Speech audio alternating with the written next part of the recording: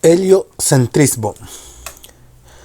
Aunque ahora sabemos que la Tierra y los planetas giran alrededor del Sol, este hecho no se aceptó hasta que se acumularon pruebas suficientes en el siglo XVII. Entonces desgarró por completo nuestra visión del mundo.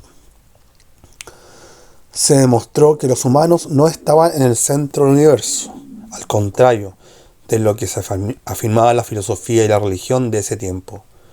Aún hoy siguen oyéndose el rumor de discusiones similares respecto al lugar que ocupa el hombre en el cosmos, desde el dogma creacionista hasta los aspectos racionales de la cosmología. Las sociedades arcaicas literalmente creían que el universo daba vueltas a su alrededor. En la antigüedad, la Tierra se situaba siempre en el centro de los modelos del cosmos. Todo lo demás se desarrollaba a partir de ahí. Pensaban que todos los cuerpos celestiales estaban fijados a esferas de cristal que giraban alrededor de la Tierra, de manera que las estrellas, clavadas en ellas, o bien visibles a través de pequeños agujeros, rodeaban los polos celestiales norte y sur cada noche. De este modo, el ser humano se aseguraba un lugar primordial y central en el funcionamiento del universo. No obstante, existían ya indicios de que ese modelo, tan cómodo para el hombre y que había dejado perplejos a los filósofos naturales durante generaciones, era incorrecto. La idea de que los cielos giraban alrededor del Sol, un modelo heliocéntrico, cuyo nombre proviene de la palabra griega helios, que quiere decir sol, fue sugerida por los filósofos de la Grecia antigua ya en el año 270 a.C. Aristarco de Samos fue uno de los que transmitió este tipo de hipótesis en sus escritos. Tras calcular los tamaños relativos de la Tierra y el Sol, Aristarco se dio cuenta de que el Sol era mucho mayor y por tanto tenía mucho más sentido que se moviera la Tierra, que era más pequeña a que lo que hiciera el Sol, que era mayor. En el siglo II, Ptolomeo usó las matemáticas para predecir los movimientos de estrellas y planetas. Lo hizo razonablemente bien, pero había patrones obvios que no encajaban con sus ecuaciones. El comportamiento más sorprendente era que los planetas ocasionalmente cambiaban de dirección, es decir, que tenían un movimiento retrógrado. Ptolomeo imaginó, como aquellos que lo precedieron, que los planetas giraban sobre enormes ruedas circulares en el cielo, y avanzó una explicación añadiendo dientes a sus órbitas. Así surgió que los planetas rodaban alrededor de anillos más pequeños mientras viajaban por una pista principal mayor, como un gigantesco mecanismo de relojería. En el modelo de estos epiciclos superpuestos, los planetas de vez en cuando realizaban un movimiento hacia atrás, describiendo un bucle. La idea de los epiciclos persistió, y años después se redefinió. Los filósofos se sentían atraídos por la idea que la naturaleza favorecía las geometrías perfectas. No obstante, cuando los astrónomos midieron los movimientos de los planetas con más precisión, sus prescripciones matemáticas de un mecanismo de relojería no conseguían explicarlos. Conforme mejoraban sus datos, las discrepancias con el modelo establecido aumentaban.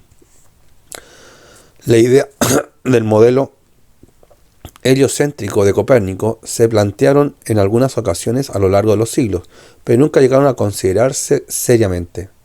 La visión geocéntrica prevaleció instintivamente, y las teorías alternativas se consideraban un juego mental arbitrario. Así, hasta el siglo XVI, el modelo heliocéntrico no se desarrolló con todas sus consecuencias.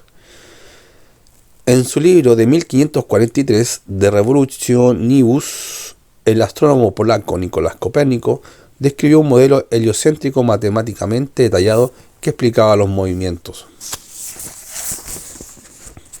retrógrados de los planetas como una proyección de su movimiento alrededor del Sol, tal y como se vería desde la Tierra, que a su vez giraba también de forma similar. Dado que ponía en duda la preeminencia de los humanos en el universo, el modelo de Copérnico tuvo consecuencias. La Iglesia y la sociedad siguieron prefiriendo la visión geocéntrica de Ptolomeo. Copérnico fue cauto y retrasó la publicación de su trabajo hasta el año de su muerte. Su argumento póstumo fue recibido y relegado sigilosamente, pero un personaje más ruidoso recogió su testigo.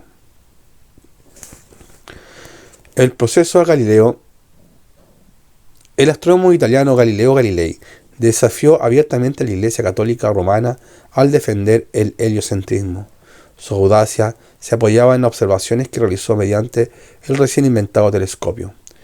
Al observar el cielo con mayor claridad que sus predecesores, Galileo encontró pruebas de que la Tierra no era el centro de todo.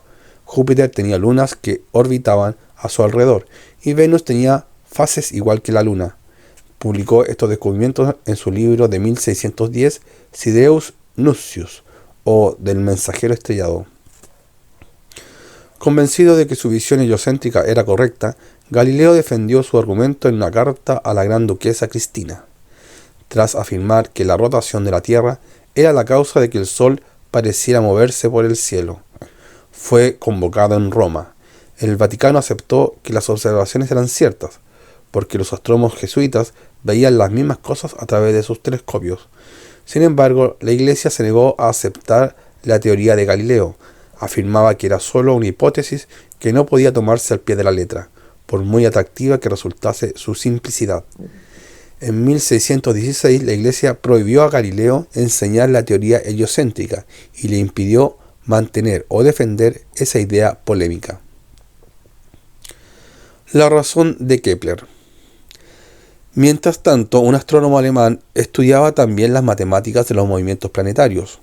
Johannes Kepler publicó su análisis del recorrido de Marte en el libro Astronomia Nova de 1609, en el mismo año que Galileo construyó su telescopio.